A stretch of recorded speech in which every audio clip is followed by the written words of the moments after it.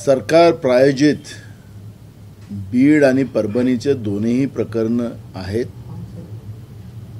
या प्रकरणामुळे महाराष्ट्राचं एक जंगलराज यांनी ज्या पद्धतीनं मागच्या 2.5 वर्ष आणि आता जे निर्माण करतात आहेत आणि त्याच्यामुळे महाराष्ट्राला जे कलंक लागतो आहे, महाराष्ट्राची बदनामी पूर्ण देशामध्ये होत आहे, जगात होते आहे। या छत्रपती शिवाजी महाराजांची बदनामी करायला आणि त्याला काळीमा लावण्यासाठी हे सरकार नाही आहे। या सरकारचे आमदार त्यांना स्वतः गृह खात्याकडून सगळी माहिती मिळते आणि त्याच आधारावर ते आमदार विधानसभेत असेल की जनतेच्या दरबारात असतील ते आपले मत मांडताना आपण पाहतो आहे। जेव्हा यांच्या आमदाराजवळ सगळी माहिती असताना राज्याचे मुख्यमंत्री सांगतात की आम्ही न्यायालयीन चौकशी करू, SIT जी नेमली होती ते SIT आता त्यांनी बदलवली। सांगायचं तात्पर्य असं की हे सगळे जनतेचं मूळ मुद्द्याला डायव्हर्ट करण्यासाठी या सरकारने बीड आणि उस्मानाबाद या प्रकरणाला त्या पद्धतीचं तापट ठेवून मग शेतकऱ्यांचे प्रश्न असतील, धानाचा पैसा, धानाच्या समर्थन मूल्याची खरेदी असेल, कापूस असेल, सोयाबीन असेल, कांदा असेल, या आणि तुरी असतील, या सगळ्या शेतकऱ्यांच्या शेतीच्या मालाला आज भाव मिळत नाही। शेतकऱ्यांच्या मोठ्या प्रमाणात आत्महत्या आहेत, चाललेल्या आहेत। बेरोजगारांचे प्रश्न मोठ्या प्रमाणात आहे, महागाई वाढवली जाते आहे, अदानीला संपूर्ण महाराष्ट्र लुटून दिला जातो आहे आणि सगळं बीड आणि उस्मानाबादच्या प्रकरणावर केंद्रित करून तिथल्या लोकांचे मोठ्या प्रमाणात आपण पाहिलं असेल की धनंजय देशमुख यांनी काल पाण्याच्या टाकीवर चढून आत्महत्या करण्याचा प्रयत्न केलेला होता। किती देशमुखांच्या परिवारातले जीव या सरकारला पाहिजे आणि तेव्हा हे बीडमधले आरोपी त्यांच्यावर कारवाई सरकार करेल हाही प्रश्न या ठिकाणी निर्माण झालेले आहेत। आणि म्हणून सरकारने महाराष्ट्राची बदनामी करणं आता थांबवलं पाहिजे। या आरोपींना तातडीनं त्यांच्यावर कारवाई केली पाहिजे बीड आणि परभणीच्या, आणि महाराष्ट्रामध्ये ही अशी दिशाभूल करण्याचं काम सरकारने थांबवावं ही भूमिका आमची आहे। काही लोकांवर आधी मोका लावण्यात आलेला होता, मात्र वाल्मिक कराडवर मोका लावण्यासाठी वेळ केला, आज त्यांच्यावर मोका लावण्यात आला। मी तुम्हाला तेच सांगत आहे की सरकारला सगळ्या घटनेची माहिती आहे। सोनवाने नावाच्या जे महिला होती तिने जे काही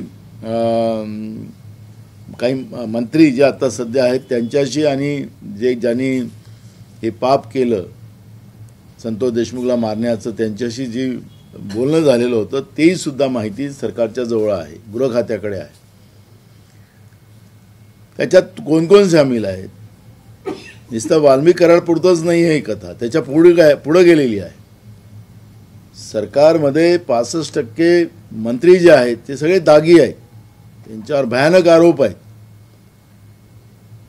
म्हणजे सांगायला तात्पर्य असं आहे की आता हे सरकारच गुन्ह्यांचं सरकार आहे काय असाही प्रश्न आता निर्माण झालेला आहे। म्हणजे काँग्रेसवर जेव्हा आरोप करत असताना काँग्रेसने जेव्हा जेव्हा आरोप आमच्या मंत्र्यावर मुख्यमंत्र्यावर झाले त्यांनी तातडीनं राजीनामे द्यायला लावले, पण हे बेशरमासारखं सरकार, यांना लोकांची तर काहीच नाही पण मनाची सुद्धा लाज नाही, असं या सरकारच्या मंत्रिमंडळामध्ये लोक बसलेले आहेत। आणि त्याच्यामुळे जनतेने आता कोणाला आवाज मारावं, काय अपेक्षा लोकांच्या आहेत ते कळायला सरकारला कळत नाही।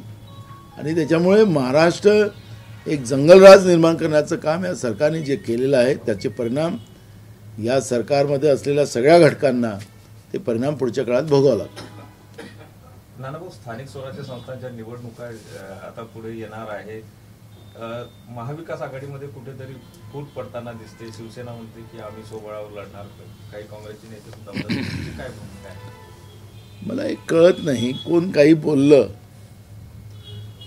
तर महाविकास आघाडीमध्ये फूट अशा पद्धतीच्या बातम्या आपल्याकडे येतात। मग या सरकारमध्ये काय चाललेलं आहे? अजित पवारांचा एक मंत्री त्याच्यामध्ये अडलेला आहे असं भाजपचा आमदार सांगतोय, जो राष्ट्रवादीचा एक आमदार सांगतो की भाजपची एक मंत्री त्याच्यामध्ये समाविष्ट आहे। अशा अनेक प्रकरण आपण आज महाराष्ट्रामध्ये या मंत्रिमंडळामध्ये या सरकारमध्ये पाहतो आहे. सगळ्यात जास्त तर माहितीमध्ये फूट आहे. पण मूळ प्रश्न आहे की कोणी काय बोलले. विशेष करून संजय राऊतांचा उल्लेख आपण वारंवार करता. संजय राऊत हा विषय आमचा नाही आहे. आज तुम्हाला स्पष्ट सांगतो आहे. आज देश धोक्यात आलेला, देशाच्या सीमा सुरक्षित नाही, लोकशाही धोक्यात आलेली आहे. आपल्या लक्षात असेल की महाराष्ट्रामध्ये झालेल्या विधानसभेच्या निवडणुकीची माहिती आम्ही निवडणूक आयोगाकडून मागितली. जे रात्री झालेलं मतदान, कुठल्या बूथवर कुठं किती मतदान झालं, रात्री ज्या 11:30 वाजता आपण माहिती दिली, दुसऱ्या दिवशी 3 वाजता जी माहिती दिली, त्या माहितीला आम्हाला द्यावी, फुटेजेस द्यावे. निवडणूक आयोगाने मुद्दामून त्याला उशीर केला. लोकसभेमध्ये गोंधळामध्ये कायदा पारित करून घेतला नरेंद्र मोदीच्या सरकारने.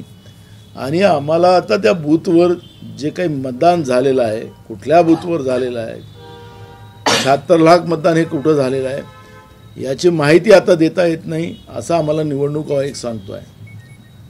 हे सांगायचं तात्पर्य झालेल्या महाराष्ट्राच्या विधानसभेमध्ये दानमे कालाने डाळच काळी आहे. निवडणूक आयोग भाजपच्या सोबत आहे आणि भाजपला सत्तेत आणण्यासाठी निवडणूक आयोगानेच मदत केलेली आहे. अशा पद्धतीचं चित्र आज आहे महाराष्ट्रामध्ये. या सरकारच्या बद्दल लोकांमध्ये तीळ मात्र सुद्धा हे सरकार आमच्या मताचं नाही, अशा पद्धतीचं मत लोकांचं आहे आणि शंकाच शंका आहे. आणि म्हणून आज ह्या सगळ्या परिस्थितीमध्ये लोकशाही धोक्यात आलेली आहे.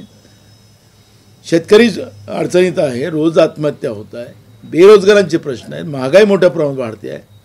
हे प्रश्न काँग्रेससाठी महत्त्वाचे आहे आणि काँग्रेस ते प्रश्न घेऊन लढतो आहे. कोण काय बोलतो आहे, संजय राऊत काय बोलले, अमुक कोण काय बोलले, याचं आमचं कुठलंही घेणं देणं नाही. निवडणुकीच्या काळात काय करायचं आहे ते ठरवू आणि त्याच्यानंतर आम्ही त्याच्यावरची प्रक्रिया, अजून निवडणुका लागल्याच नाही. निवडणुका लागतील की नाही लागतील तेही पण एक शंका आमच्या मनात आहे. गेले 3 वर्ष महाराष्ट्रामध्ये या सरकारने निवडणुका होऊ दिल्या नाहीत. त्यामुळे आमच्या मनात शंका आहे, जेव्हा निवडणुका लागल्यानंतर त्यावेळेस काय करायचं ते आम्ही त्यावेळेस ठरवू. आज मला त्याच्यावरची कुठली प्रतिक्रिया द्यायची नाही. कराडला सीबीआय कोठडी न मिळता त्याला न्यायालयीन कोठडीत पाठवण्यात आलं, त्यामुळे कुठेतरी तपासातून मी तुम्हाला सांगत आहे, सरकार प्रायोजित आहे. बीडचं प्रकरण, परभणीचं प्रकरण हे सरकार प्रायोजित आहे. आरोपीला कसं सुरक्षित करता येईल, मंत्रिमंडळात बसलेल्या आरोपींना सुरक्षित कसं करता येईल, हा प्रयत्न हे सरकार करते आहे. हे आरोप्यांना वाचवणारं सरकार आहे, गुन्हेगारांना वाचवणारं सरकार आहे. आणि म्हणून तुम्ही ज्या वाल्मिक कराडचं बद्दलची भूमिका मांडताय ते कसा बाहेर निघणार, काय होणार, कारण की जे काही सूत्र आहेत या सगळ्यांची त्याचे वाल्मिक कराडशी जोडलेलं आहे, सरकारच्या मंत्रिमंडळात बसलेल्या लोकांशी जोडलेलं आहे. आणि म्हणून त्यांना वाचवण्यासाठी या सरकारने पूर्ण प्रयत्न सुरू केलेले आहेत. आणि खऱ्या अर्थानं संतोष देशमुखच्या प्रकरणामध्ये हे सरकार न्याय देईल हे आता कोणालाच वाटत नाही. आपण पाहिलं असेल की परभणीच्या प्रकरणामध्ये पोलिसांनी केलेली कोम्बिंग ऑपरेशन, त्याच्यामध्ये एका तरुण मुलाचा मृत्यू झाला, लॉचा विद्यार्थी होता आणि मुख्यमंत्र्यांनी विधानसभेत सांगितलं की तो मारामुळे नाही मृत्यू झाला, त्याला दम्याचा आजार होता, त्याचा मृत्यू झाला, अशी खोटी माहिती विधानसभेला देण्याचं काम त्यांनी केलं. आणि आम्ही म्हणून त्यांच्यावर हक्कभंग प्रिव्हिलेज आम्ही मुख्यमंत्र्यांवर आणण्याचा आम्ही निर्णय केलेला आहे. म्हणून मी तुम्हाला सांगतो की सरकार हे गुन्हेगारांना पाठीशी घालणारं सरकार आज महाराष्ट्रात आहे आणि 65% दागी मंत्री या सरकारमध्ये आहेत. आपण मंत्रिमंडळात असलेला गुन्हेगाराला वाचवण्यासाठी म्हणतात, आपला आरोप थेट धनंजय मुंडे. मी कोणाचं नाव घेतलं नाही ना, ते सरकारने चौकशीमध्ये काढलं पाहिजे. आमचं काय म्हणणं आहे, ते सरकारमध्ये बसलेले आहेत मंत्री, त्यांच्यावर सुई जाते आहे वारंवार, तिथल्या लोकांची सुई जाते आहे.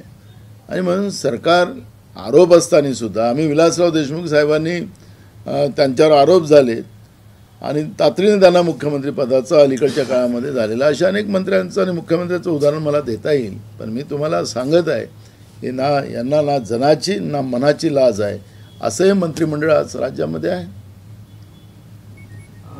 तिकडे भास्कर जाधव म्हणतात की शिवसेनेची काँग्रेस झाली, त्या बैठकीत अशा पद्धतीने त्यांनी वक्तव्य केल्याची चर्चा आहे. काय नेमकं त्यांना आरोप करायचा? मी तुम्हाला सांगितलं की मला या चुटपुट्या अशा वक्तव्याच्या बद्दलचं कुठलंही वक्तव्य करायचं नाही, कारण मला देश महत्त्वाचा आहे, काँग्रेससाठी देश महत्त्वाचा आहे, लोकशाही महत्त्वाची आहे, शेतकरी महत्त्वाचा आहे, तरुण बेरोजगार महत्त्वाचा आहे, महागाई ज्या पद्धतीने वाढते आहे, डॉलर रोज मरतो आहे, 87 रुपयावर आज डॉलर गेला, हे सगळे प्रश्न आहेत. आज देशामध्ये सगळीकडे महागाईचा भडका उठलेला आहे, जनतेचे प्रश्न काँग्रेससाठी महत्त्वाचे आहे. म्हणून या अशा कोण काय स्टेटमेंट करतं त्याच्यावर प्रतिक्रिया देण्याचं काही भूमिका काँग्रेसची राहणार नाही.